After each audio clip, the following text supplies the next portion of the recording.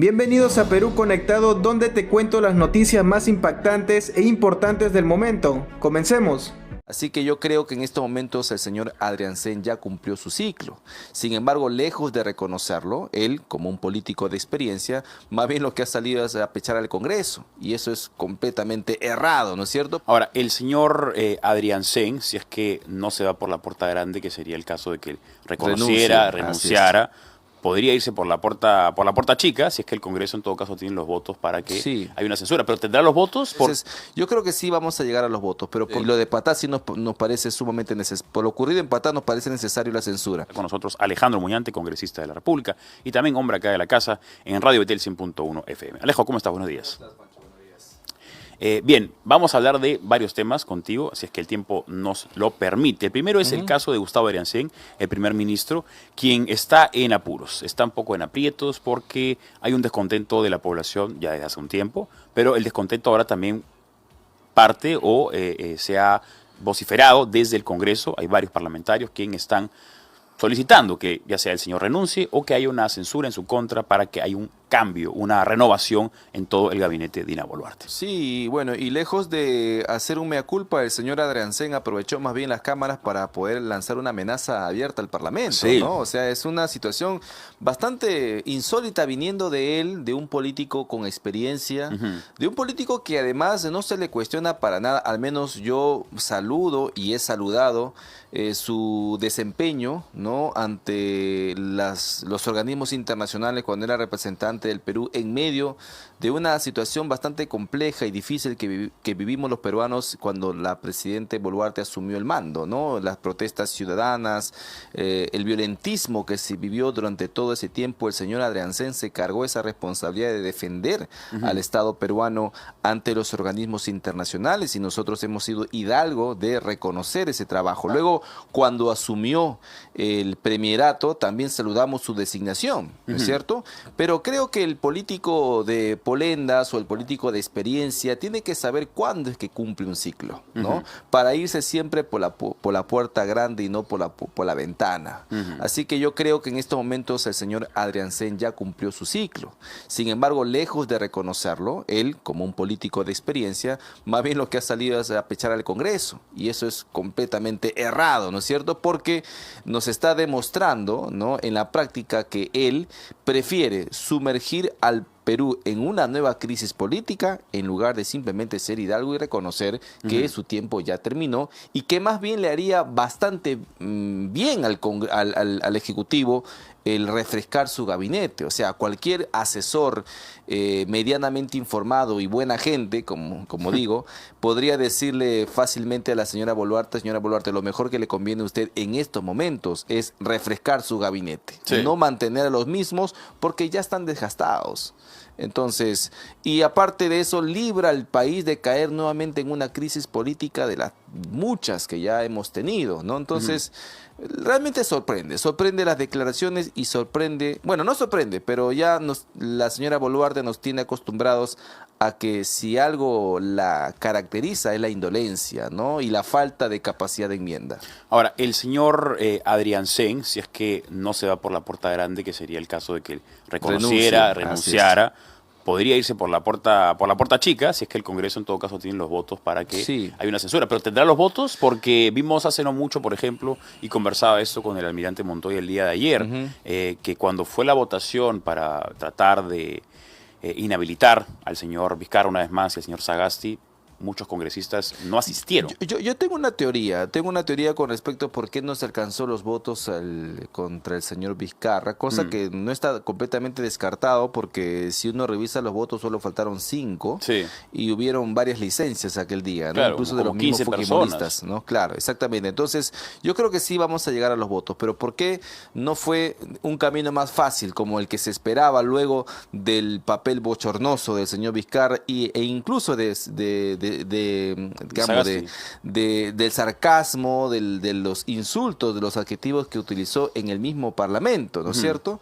Yo creo que la teoría es que la gente que de la izquierda, sobre todo castillista, que ingresó con Pedro Castillo, si ellos decidieran votar a favor, como algunos lo han hecho, no, algunos se han resistido, pero si todos decidieran votar a favor de inhabilitar a Vizcarra por el golpe de Estado del año 2019, también deberían hacer lo mismo con la denuncia que Pedro Castillo tiene en su contra en este momento por el mismo hecho, ¿no es cierto? Entonces como que saben muy bien que se van a topar contra la espada y la pared en algún momento si es que hoy deciden inhabilitarlo a Vizcarra. Creo que por ahí va el hecho de que algunos congresistas de izquierda hayan decidido o ausentarse, abstenerse o votar en contra. ¿Y en el caso de Adriancén, tú crees que sí tengan los votos? En el caso de Adriancén, a ver, tenemos varias censuras, si no mal recuerdo son 3, por ahí leí 4. El de Renovación Popular fue la tercera moción, que es la que recoge lo sucedido en Patás. Debo advertir esto porque las otras 2 mociones que se presentaron antes ya estuvieron elaboradas hace varios días atrás a lo ocurrido en Patás y estuvieron simplemente recolectando firmas, ¿no? Nosotros esperamos siempre, como una oposición responsable que somos, de utilizar los mecanismos de control político siempre y cuando sea estrictamente necesario. Sí. Y lo de Patás sí nos parece sumamente necesario. Por lo ocurrido en Patás nos parece necesario la censura. Ahora, si uno cuenta la cantidad de firmas, hay 52, lo cual se traduciría, digo yo, traduciría en la teoría en 52 votos. Sí. O sea, para censurar al Premier todavía no habrían los 66. Claro está que siempre se ha visto casos en los cuales hay congresistas que deciden no firmar las mociones, pero sí apoyan con sus votos. Sí. O sea, es incierto ahorita el panorama en cuanto a que si se aprobaría o no una censura. En el caso hipotético, pero muy posible, de que sí se lograra la censura o que el señor Adriancén tuviera la voluntad de renuncia, ¿tendríamos un gabinete que durara más de un año? ¿Tú crees que puede hacer eso de ahí? ¿O crees tú que en octubre veamos algunas renuncias? Porque, como tú bien sabes, para ocupar función pública, en las elecciones próximas hay que renunciar 6 meses antes. Entonces, bueno, le haríamos un favor en todo caso a los ministros que quieran continuar su vida política si es que en este momento el señor Adriancén renuncia, ¿no? Porque claro, tendríamos ministros de un par de meses, quizás, o no sé, pero el señor Adriancén ya está más de un año en el cargo, ¿no? Yo creo que un gabinete de ministros, por la experiencia que tenemos en un país tan polarizado como el nuestro, un gabinete no podría durar más de un año, ¿no? Por el desgaste político que esto ocurre. Pero si esto sucediera, pues claro, en octubre varios de ellos me imagino que tendrán algunas aspiraciones políticas. Ahora, se han planteado las posibilidades, ¿no? ¿Qué pasa si se censura? ¿Qué sucede? Bueno, sucede la crisis total del gabinete, ¿no? Y el Congreso, como se dice, habrá perdido su bala de plata. Sí. Es lo que hizo mención al señor Adriancén, no lo dijo de esa manera, pero dijo que si a mí me censuran y mañana no le dan la confianza al nuevo gabinete, la presidenta podría disolver el Parlamento. Eso lo sabemos todos. Pero no podría porque faltaría una... faltaría una... O sea, por eso él planteó el escenario. Él dijo, si a mí me censuran, va uno, y le niegan la confianza al nuevo gabinete, ya se habrían cumplido las 2 ¿no? denegaciones para que la presidenta pueda disolver el Parlamento. Y es que debemos advertir eso también. La Constitución dice puede, no dice que debe. Claro. O sea, si la presidenta Boluarte es inteligente, porque disolver el Parlamento en estos momentos no le haría nada bien tampoco, ¿no? Exactamente, ¿no? Ahora, en el caso hipotético de que efectivamente se renovara el gabinete, ¿qué persona estaría dispuesta a ser parte de este gabinete de Dina Boluarte, una presidenta que tiene una aprobación muy pequeña? Y que tiene un círculo cerrado, además. Tiene un círculo cerrado y seguramente, como menciono, muchos de ellos tal vez tendrán la intención de participar en las próximas elecciones porque su posición, digamos, que los ha acercado al poder, han visto un poco y ¿qué persona querría ser ministro de Estado en este momento sabiendo que no puede postular? Siempre hay gente que está ahí esperando su turno, ¿no? Está ahí como el meme, ¿no? Detrás de una palmera, ¿no? Claro. O sea, siempre hay, pero claro, quienes tengan aspiraciones presidenciales o congresales tal vez la van a pensar más de una vez, ¿no? Pero aquellos que no, o sea, el problema es que es la misma presidenta, Dina Boluarte, que tiene un círculo muy cerrado, o sea, confía, por lo que se ha visto, en muy pocas personas, ¿no? Sí. El último en el que confió muchísimo, que es el señor Otárola, mira lo que está pasando ahora, ¿no? Entonces, yo creo que sí hay gente, pero el perfil que debería asumir la conducción del gabinete de ministros es alguien que sepa de seguridad ciudadana. O sea, no podríamos adentrarnos a un proceso electoral con las cifras de muerte, de sicariato, de extorsiones que están ocurriendo en estos momentos, ¿no? Entonces, ¿por qué? Porque económicamente estamos mal que bien, estamos marchando, ¿no? En piloto automático, pero estamos marchando, estamos con una tasa de crecimiento de 3.5 que se ha sostenido a pesar de la crisis política que hemos atravesado.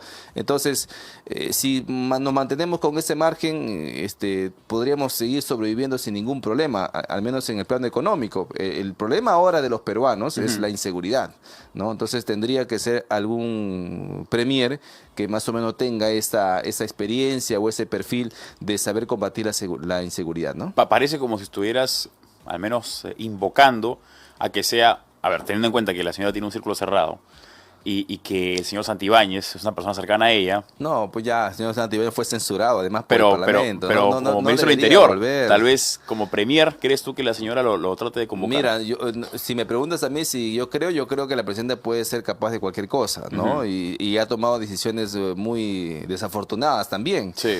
Y eso no sería nada descabellado, pero yo creo que políticamente sería pues un error grosero, sería un disparo a los pies. No porque tenga algo personal con el señor Santibáñez, claro. Me parece una persona que en la medida de lo posible hizo lo que corresponde, pero creo que la percepción ciudadana no lo tomaría bien, pues, ¿no? Eso no también es importante, bien. La percepción ciudadana. Ahora, el día de ayer el almirante Montoya dijo algo interesante, quiero saber si tú coincides con él.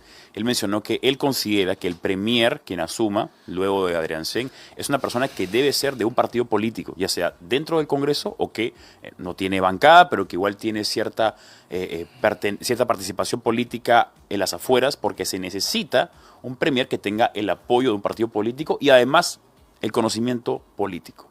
Mira, en medio de una crisis política, yo siempre me he mantenido renuente a ser partidario de que los ministros sean congresistas o miembros de un partido.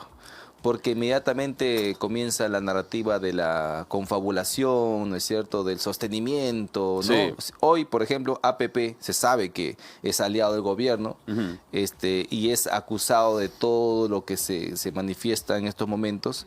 Entonces, yo creo que más bien el premier debe ser una persona independiente, al menos en crisis política, como estamos viviendo ahora. El nuevo gobierno ya podría tener esas licencias, ¿no es cierto? Claro. Porque empieza una nueva etapa, pero actualmente creo que no corresponde. No corresponde, sí. Y porque además los partidos políticos no están sólidos. Eso de que sea miembro de un partido para que reciba el apoyo de su partido, o sea, ni siquiera Acción Popular en estos momentos está realizando elecciones internas porque sabe que ni siquiera sus propios afiliados van a participar dentro de sus elecciones primarias, ¿no? Sí. Entonces, no, hay una crisis de los partidos políticos también. Entonces, no sería una estrategia, digamos, que se podría evaluar, ¿no? La crisis de partidos políticos, que es un tema también muy interesante, más aún porque estamos a menos de un año de las próximas elecciones. 43 partidos políticos que tenemos por ahora, porque puede haber alianzas que nos sorprendan más adelante, pero ¿qué cosa podemos esperar de un próximo gobierno con tantos partidos políticos, con tanta polarización, con tanta...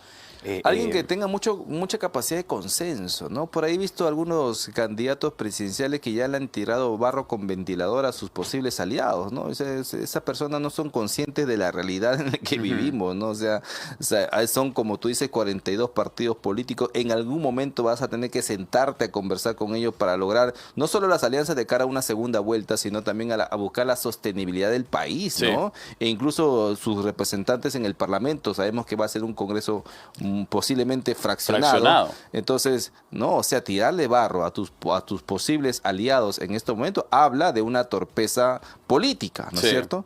Entonces, para poner un poco en contexto, ¿no? En las últimas elecciones hubo 18 candidatos, ingresaron 10 partidos y al final se armaron 9 bancadas porque los morados no tenían suficientes como para crear su propia bancada. Entonces había 9 bancadas compuestas por 10 partidos políticos. Ahora, si llegamos con 40 partidos o 35 partidos, teniendo en cuenta. Yo creo que van a llegar 12 o 10. No llegan muchos. ¿A dónde?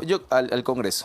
Al Congreso, sí, pero no. ¿Sabes por qué? Porque, a ver, mira, se han puesto algunas vallas electorales muy interesantes, ¿no? Por ejemplo, para que un partido político tenga representación en el Parlamento, tiene que, primero, lograr el 5% de los votos válidos y después se le agrega una valla más, el 5% de los miembros de la Cámara. Es decir, para que el partido político tenga representación en la Cámara de Diputados, tiene que tener por lo menos 7 diputados elegidos. 7 diputados elegidos. Por lo menos. Y en la Cámara de Senadores tiene que tener 3. Ajá. De tal manera que menos bancadas con menos de 9 o 10 no van a existir. Claro. O sea, digamos, un escenario como el del Partido Morado no podría existir. No va a existir. Claro. Eso ya se descartó. Eso es importante, ¿no? Porque si tuviéramos 20 No, partidos hace, de 3 diputados cada uno, eso hace claro, que un Congreso esté muy... en una Cámara de Diputados de 130 no pueda haber pues más de 12 o 13 bancadas. Claro. Por eso digo que no van a ser 40 Felizmente, bancadas ni claro. 20 bancadas. Sería imposible por las nuevas vallas que se han instaurado. Sí, es importante eso ahí, ¿no? Bueno, esperemos igual que en los meses que restan haya esta conversación por parte de los partidos políticos, porque si hay 42 partidos políticos, evidentemente hay semejanzas entre los partidos, ¿no? El tema también está en la voluntad de querer conversar. Exactamente. El problema de la crisis de los partidos es que justamente se ha dado tanto margen de acción a la judicialización de la política, que precisamente eso es lo que ha traído consigo la destrucción de la institucionalidad de los partidos, ¿no? Por ejemplo, los partidos han sido considerados como parte de los procesos penales, cuando se sabe que quien comete el delito no es el partido, sino la persona, ¿no es cierto? Pero lo que han hecho algunas personas dentro de un partido ha irradiado a todo el partido, ¿no? Y, los partidos políticos han sido acusados de ser organizaciones criminales, ¿no? Eso es uno. Dos, los aportantes que de manera privada le han dado un partido que justamente está inmerso de investigaciones han sido pues perseguidos durante años, y eso también hace que la gente le rehuya la posibilidad siquiera de apoyar, no con su militancia, pero tal vez con un aporte no voluntario a un partido político, porque sabe que después la fiscalía te va a investigar, te va a citar cuantas veces sea necesario. Eso es lo que justamente ha ocasionado la destrucción de los partidos políticos. Ahora, no digo que no se investigue, por supuesto tiene que investigarse, pero según los parámetros reales y razonables, no como lo que se estuvo haciendo hasta hace algunos meses atrás. Sí, ¿no? También antes de comenzar el programa me mencionabas que se había aprobado en primer voto, en primera votación, el enfoque de familia en la política pública. Sí. ¿En qué consiste esto? Un proyecto impulsado por la pastora Milagros Aguayo, al cual también he apoyado bastante. Se ha aprobado en primera votación. Esto incorpora el enfoque transversal de familia en las políticas públicas. Es decir, es una especie de ley directriz, ¿no es cierto?, o principista, que le dice al Estado: oye, a partir de este momento, cuando tú elabores políticas públicas, tienes que pensar siempre en buscar la unidad familiar. Por ejemplo, en cuanto a materia laboral, en cuanto a materia, no sé, de salud, educación, tienes que pensar siempre en la unidad familiar, porque claro, a veces eso no se ha estado tomando muy en cuenta cuando, por ejemplo, los trabajadores se les aparta de sus familias para darles una plaza, no sé, en otro lugar, y prácticamente conlleva a la destrucción de la familia. Entonces, eso se tiene que reevaluar justamente gracias a este enfoque transversal de familia. Esto también va a lograr que los materiales, los textos educativos también fomenten la unidad familiar, algo que por supuesto nosotros carecemos desde hace bastantes años, ¿no? Pero está aprobado en primera votación. Ojalá que en la próxima podamos hallar los votos necesarios y que esta norma pueda convertirse en ley lo más pronto posible. Sí, importante lo que menciona el congresista Alejandro Muñante, ¿no? El enfoque de la familia. Lamentablemente en los últimos años enfoque ha estado más asociado con la palabra género que con la palabra familia, ¿no? Se está desvirtuando el valor de la familia como eje de la sociedad y, como decía al comienzo del programa, como un conductor justamente de las costumbres, de las tradiciones, de los valores que vienen de nuestros antepasados y pasarán a nuestros hijos. Así es. Nosotros lo que buscamos es la erradicación del enfoque de género y en su lugar incorporar el enfoque de familia. Claro está, para lograrlo primero hay que tener un mayor consenso, pero creemos que es como el agua y el aceite. Las políticas de fortalecimiento familiar no pueden convivir con las políticas de género porque parecen antinomias. Mientras que el enfoque de género lo que busca es, supuestamente bajo la bandera del empoderamiento de la mujer, destruir la unidad familiar, lo que busca el enfoque de familia más bien es integrar. Integrar y considerar a todos iguales ante la ley. Y eso es justamente lo que no quieren pues las ONG feministas que impulsan el enfoque de género. Claro, ¿no? Si mal no recuerdo fue la presidenta del Poder Judicial quien dijo que deberíamos impartir justicia con enfoque de género. Claro. Eso es contradictorio al principio de imparcialidad de la justicia. Presunción de inocencia, igualdad ante la ley. Claro, la igualdad ante la ley se rompe porque... porque el hombre acusado de violencia así sea mínima la violencia, incluso se habla de violencia psicológica, violencia económica, ¿no? Y hay distintos tipos de violencia. Si el hombre es acusado de cualquiera de este tipo de violencia, aun cuando no hay un certificado que lo demuestre, Sí. Va con la presunción de culpabilidad. Exacto. O sea, no es que va con la presunción de inocencia, ¿no? Tú vas al juzgado a demostrar tu inocencia. Y eso es lo que hace, pues, que las leyes de violencia de género, al menos en nuestro país, ya comiencen a despertar cierto interés de gente que ha dicho, oye, esto no está en consonancia con lo que dice la legislación nacional.